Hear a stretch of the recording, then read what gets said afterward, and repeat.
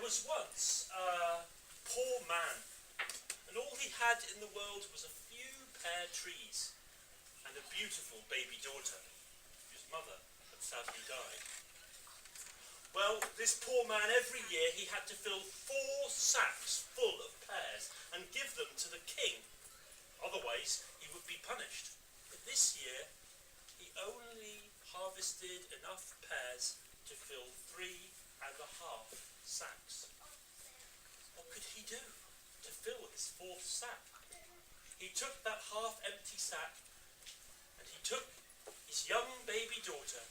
And you know what he did? He put her in the 4th sack and covered her with pears so that the 4th sack seemed full. And he left them outside the golden gates of the castle with its white turrets where the king of the land lived.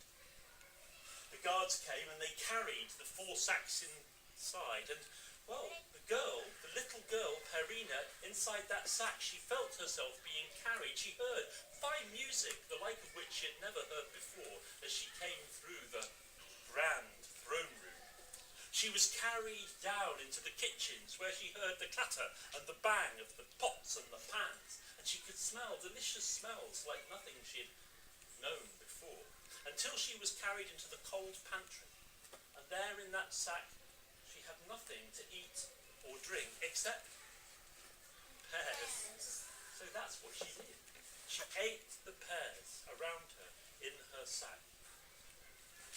Well, soon the maidservants came down from the kitchens, and they looked inside that sack, and they saw, very strange, there were pear stalks and pear cores. Strange, there must be rats in this sack. And they pushed the pear cores aside, only to find the most beautiful little girl, with bright green eyes, as green as pears.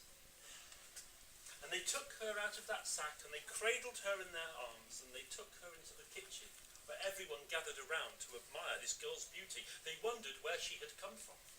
They called her Perina.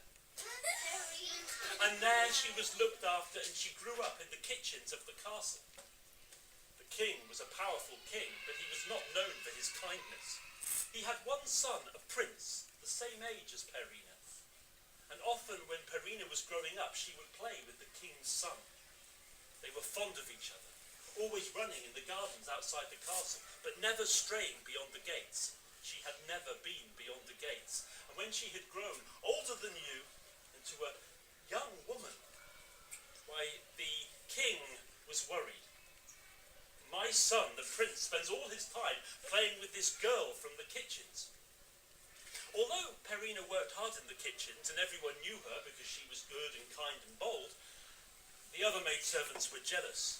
Why should she spend so much time playing with the prince? And they went to the king and they said, "Oh, our king, Perina, she says that she can steal the witch's treasure." What? Bring her to me. Perina, I hear you can steal the witch's treasure. Go, and do not return without it. I know nothing of the witch. She could not resist. She was thrown from the castle gates and set off on her own. But she had never been beyond the castle gates, not that she remembered, and she was just a baby. And she walked and walked with tears running down her cheeks. How could she steal the witch's treasure? First, she walked past the apple tree. Then she came past the plum tree. And finally, she came to the pear tree. And she climbed into the pear tree, and there she plucked a sweet and juicy pear. And she bit into it, and it was sweet and good. And she fell asleep. Now, when she woke up, she found that below the tree there was a strange old woman with long white hair and a hooked nose. "Why are you so sad, my dear?" "Why, I must steal the witch's treasure, and I do not know how." "Do not fear, my dear. Do as I say. I will give you 3 gifts. Here, take this. And she gave Perina bread. And she gave Perina oil. And she gave Perina a song. Take these and go to the witch's castle. Follow this way. And Perina thanked the old woman, and she set out on a long journey. For many, many hours she walked, and the way was hard. And at the end of the day, as it was growing dark, she saw beyond there were black mountains rising up. She saw a craggy castle, black and ominous, and above the castle were thick grey clouds that were forming. A storm was coming. But on she went, bravely on she went, until she came to a wide, deep, red river. The water was as red as blood. But how could she cross? There was no bridge. But then she saw and remembered the song that the old woman had given to her. And this is what she sang. I will sing it, and then you. Are you ready? Fine river so red, Fine river so red, let me cross, let me cross. otherwise Otherwise, my life is lost. my life is lost. Now let's sing it together. Fine river so red, let me cross, otherwise my life is lost. And as she sang, the waters of the river rose, foamed, and then they divided, and a gap was left of dry river bed, and she jumped down into it with the wall of water either side, red and ominous, and she ran across and climbed out the other side, and as soon as she climbed out, the waters closed and gushed in a torrent past her. But she was safe. Now she began to climb the black mountain towards that black castle, the castle of the witch. And higher she climbed. But as she climbed, away coming from the gate of the castle were huge black dogs. 3 huge black dogs lumbering down towards her, and their eyes were burning red, and they were slathering, and they were drooling, and it was sure that they would rip out her throat. But she remembered that the old lady had given her bread, and she broke the bread into 3 pieces and threw the bread to the dogs, who fell on the bread and did not attack her, and she could pass between.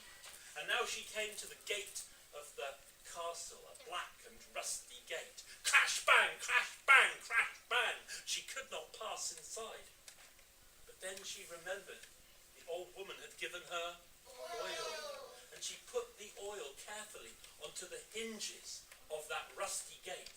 And now the gate opened smoothly and slowly, and she could pass inside. And she found herself in a dark place at the bottom of a deep staircase. And she began to climb.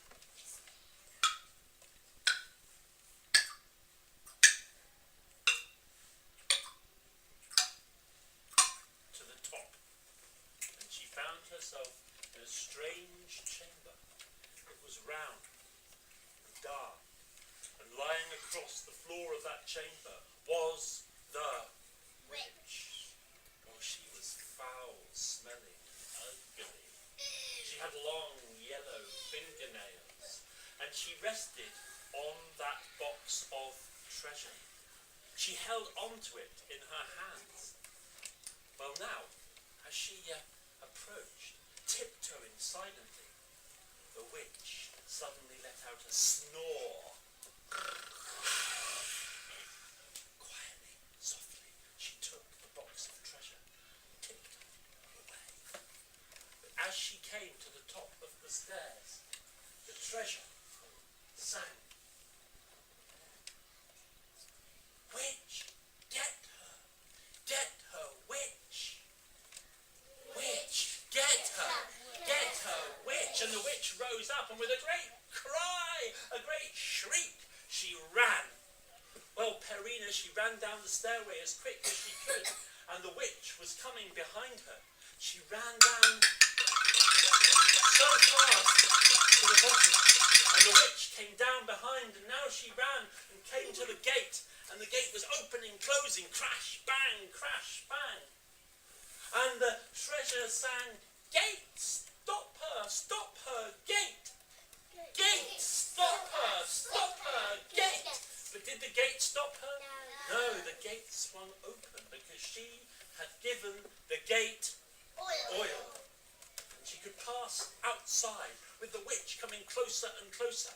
And now she ran down the side of the mountain, that dark black mountain, and the storm broke, the black clouds broke, and a great crash of thunder and bolts of lightning shot down behind her.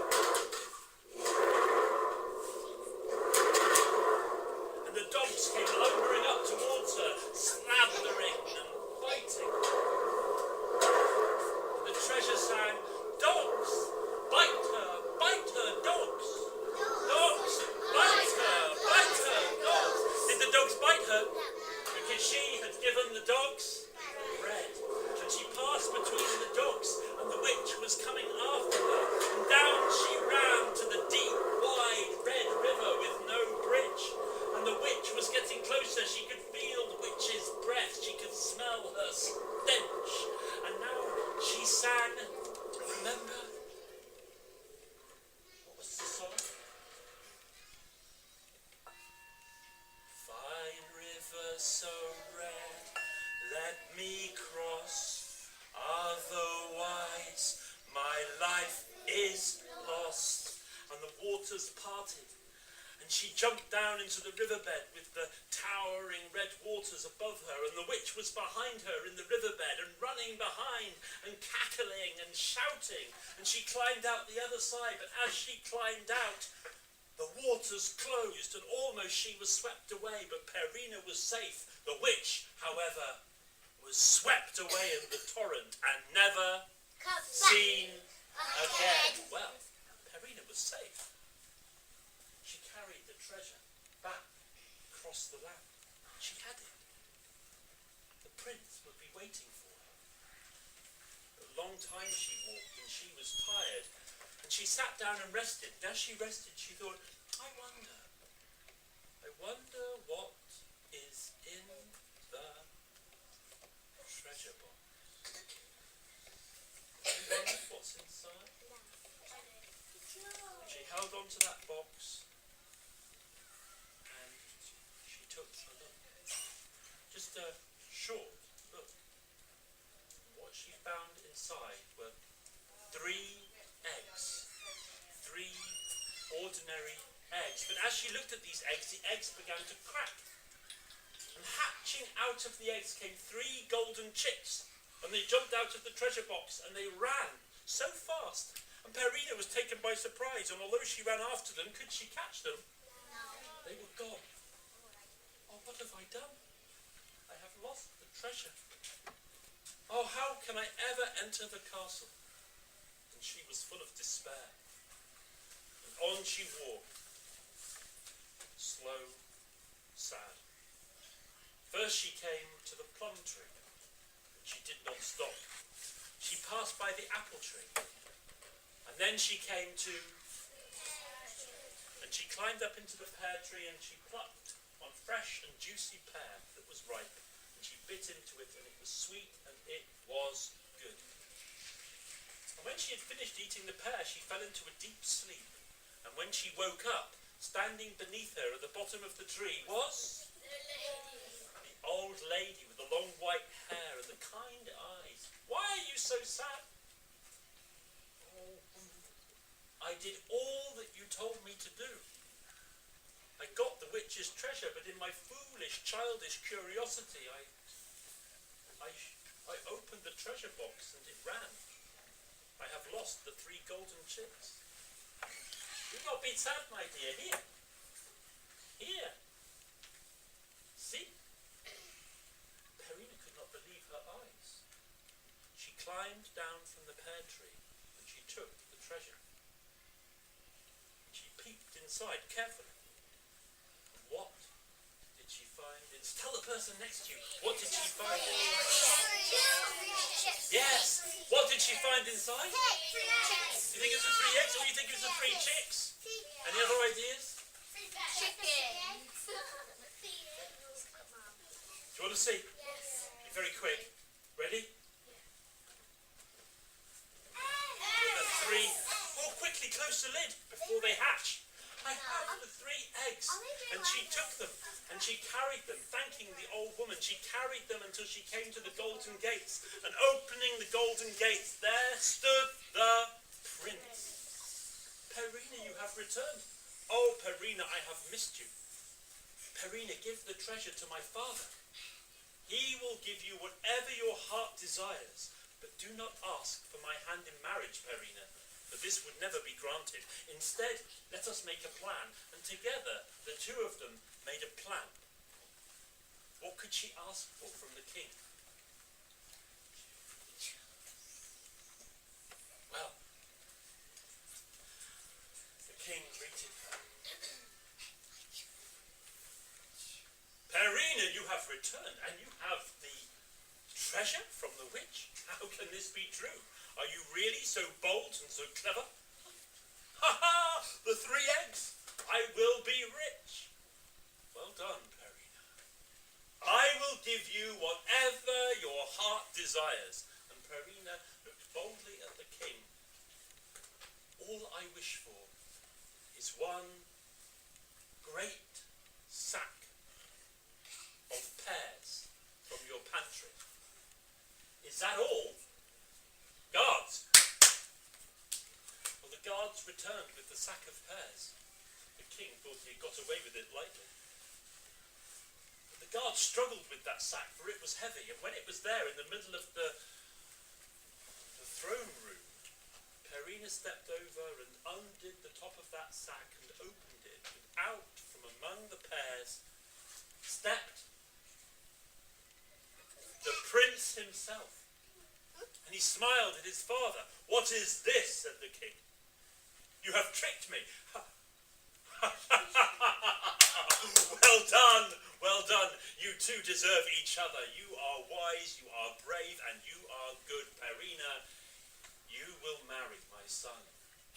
You will be a princess. One day you will be queen.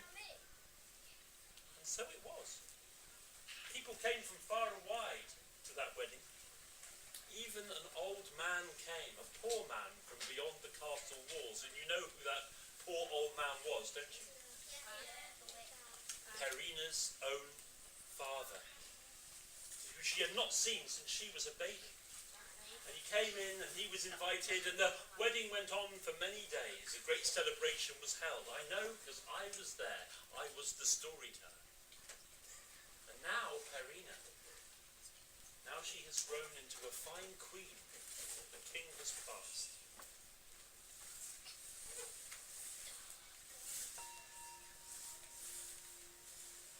There lived a young queen long ago, bright eyes green as pears, born outside the castle walls, was this fair maid, and it was said, all hearts owed her sway.